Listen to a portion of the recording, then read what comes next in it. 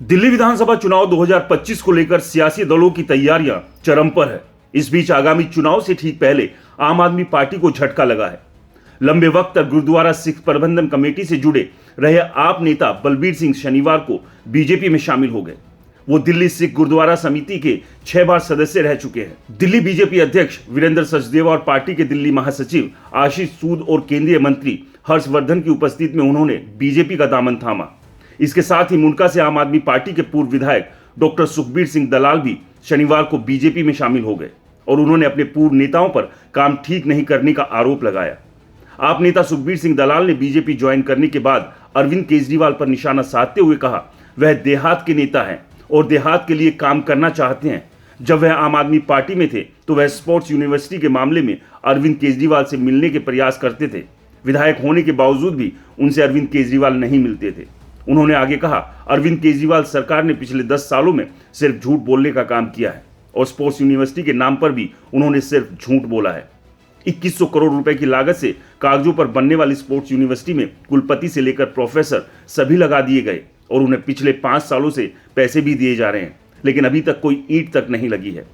विवेक विहार से सरदार बलबीर सिंह ने BJP join करने के बाद कहा, आज एक और दिल्ली में आम आदमी पार्टी सरकार चल रही है जो भ्रष्टाचार में पूरी तरह से लिप्त है और दूसरी तरफ केंद्र में मोदी सरकार है जिन्होंने सिर्फ देश में ही नहीं बल्कि विदेशों में भी भारत का सम्मान बढ़ाया है।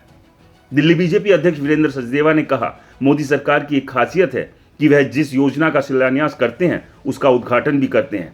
आज सरदार बलबीर सिंह का नाम ऐसा कोई पंजाबी परिवार नहीं है जो नहीं जानता हो, इसलिए दिल्ली का दर्द वही समझ सकता है जो दिल्ली का हो। इसी तरह डॉक्टर सुखबीर सिंह दलाल दिल्ली देहात का एक प्रतिष्ठित नाम है।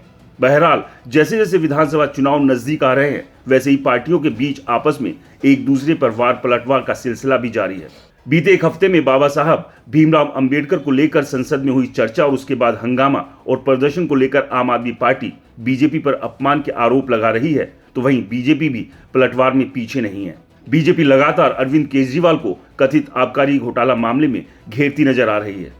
यानी कि साफ है, इस बार दिल्ली में होने वाले 2025 के विधानसभा चुनाव बेहद दिलचस्प और खास रहने वाले हैं, क्योंकि इस बार आम आदमी पार्टी के लिए अपने वर्चस्व को बचाने की लड़ाई है, तो वहीं बीजेपी के पास बरसों से हाथ से गई दिल्ली की सत्ता को एक बार फिर से पाने का सुनहरा मौका है। लेकिन इस सब के बीच कांग्रेस की स्थिति क्या है, इस पर भी बात करना बेहद जरूरी है, क्योंकि कांग्रेस का ग्राफ लगातार नीचे की तरफ ही लुढ़का है। लेकिन क्या 2025 में कांग्रेस अपने इस लुढ़कते हुए ग्राफ को थामकर आगे बढ़ने का प्रयास करेगी?